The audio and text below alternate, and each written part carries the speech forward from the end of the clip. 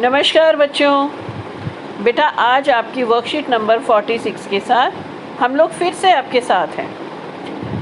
बेटा आज की आपकी जो वर्कशीट आई है आपकी पुस्तक के पाठ मेरे बचपन के दिन से ली गई है। मेरे बचपन के दिन जिसकी लेखिका है महादेवी वर्मा।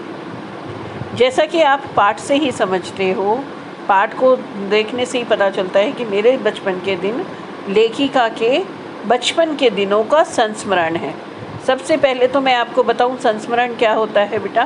संस्मरण होता है जो हमारी पुरानी कोई याद होती है, उन यादों को हम जब लेखक एक कहानी के रूप में लिखते हैं उसे संस्मरण कहा जाता है, यानी कि अपनी यादों पर आधारित कोई लेख लिखा हुआ। तो ऐसे ही लेखिका ने भी अपने बचपन की कुछ स्मृतियाँ यहाँ पर हमसे शेयर की हैं। तो अब यहाँ है गद्यांश को ध्यानपूर्वक पढ़कर पूछे गए प्रश्नों के उत्तर दें। बचपन के दिन, मेरे बचपन के दिन से ये एक गद्यांश दिया गया है आपको, तो चलिए हम गद्यांश को पढ़ते हैं। मेरे बचपन की स्मृतियों में एक विचित्र सा आकर्षण होता है।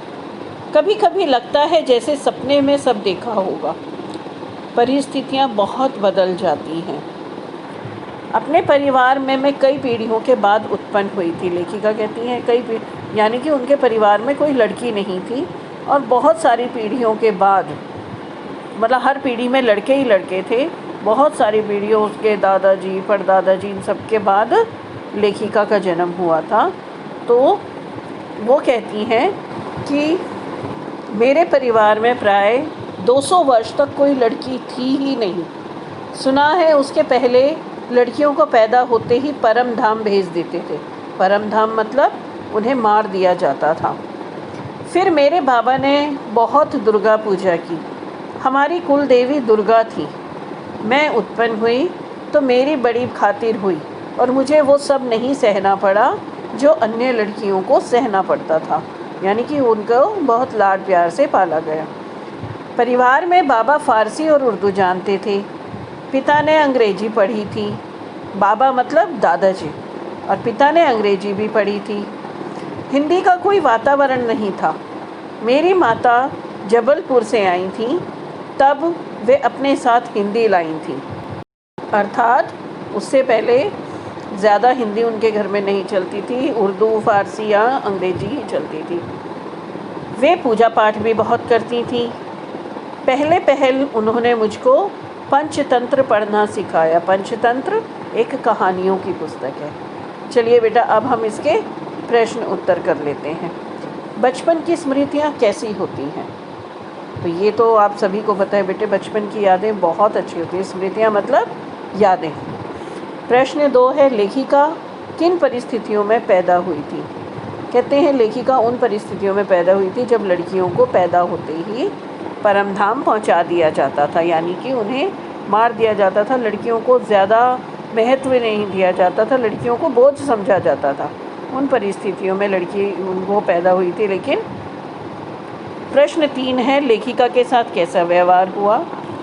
जैसा कि मैंने आपको बताया बेटे, उस टाइम परिस्थितियाँ ऐसी थी कि लड़कियों को ज़िंदा नहीं रखा जाता था, लड़कियों का कोई महत्व नहीं समझा जाता था। लेकिन लेखिका के परिवार में लेखिका को देवी की तरह पूजा जाता था। उनका बहुत लाड प्यार से लालन पालन हुआ, उन्हें बहुत ही प्यार मिला।